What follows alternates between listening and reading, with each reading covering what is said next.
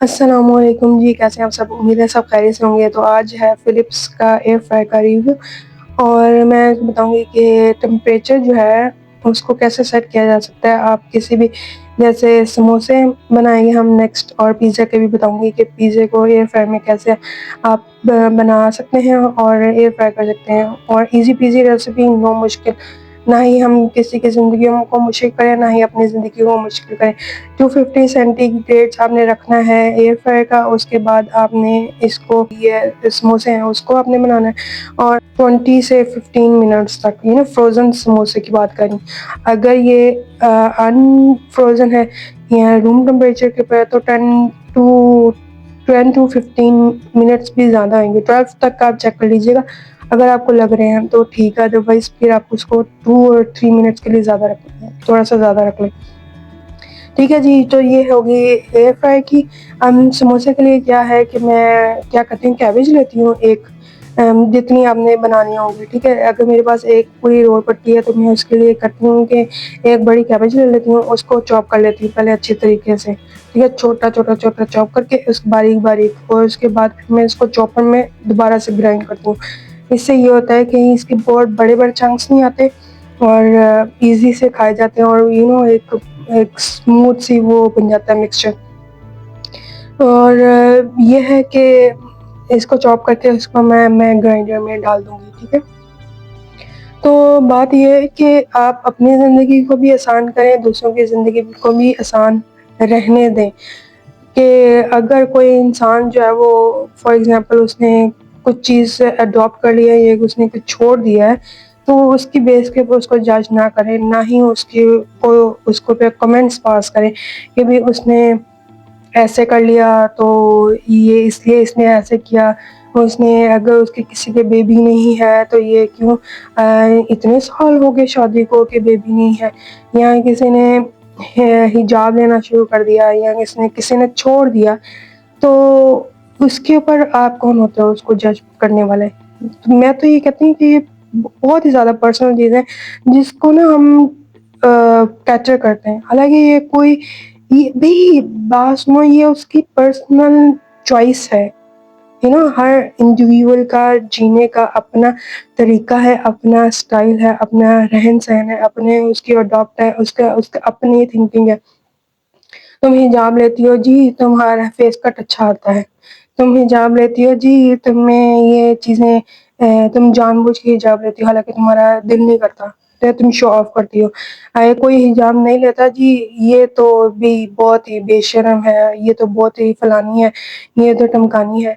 तो भी प्लीज़, अल्लाह का वास्ता है, किसी की ज़िंदगी को जज करने से पहले उसको उसके मेंटल हेल्थ के बारे में भी सोच लिया करें, किसी को जज करने से पहले।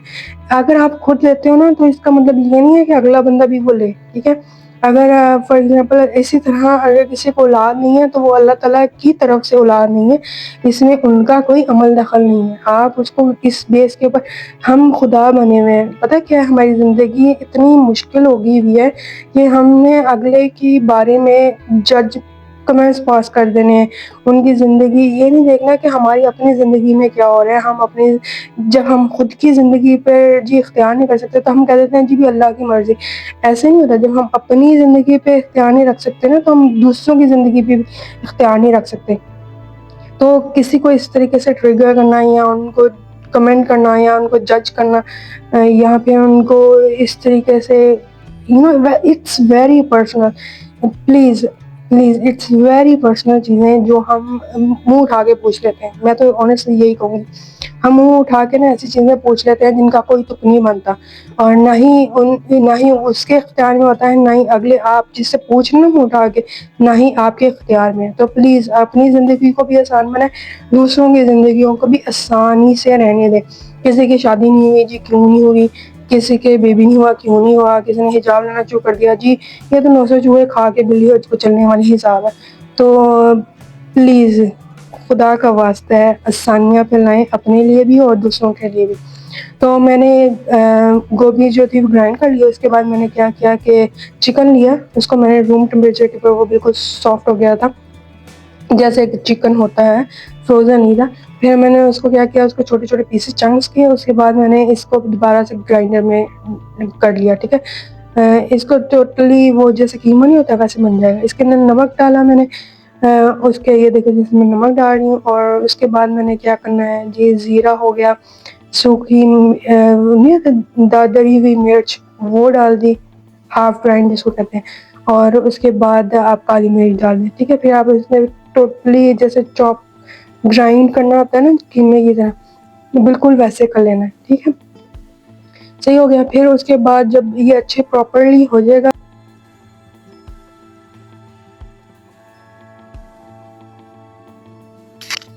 उसके बाद क्या करना है, गोभी तो हमने कर ली थी, गाजर को कद्दूकस कर लेना है। उसके बाद कद्दूकस करने के बाद हमें क्या करना है, हल्का सा ऑयल लेके ना, यानी आधे चम्मच से भी कम ऑयल लेके, जितना मर्जी आपका कीमा हो, बट उसको बहुत कम ऑयल में इसको ऐसे पकाना है। उसके बाद इसके अंदर थोड़ा सा डाल देना पानी और सूखी मिर्च जिसको कहते हैं दादरी हुई मिर्च वो, और थोड़ा सा ज़ीरा और हल्की सी चिली सॉस भी डाल सकते हैं, सोया सॉस भी डाल सकते हैं, ठीक है। इसको इस तरह पका लेना है। उसके बाद हमने डालनी गोभी, गाजर और शिमला मिर्च, ठीक है।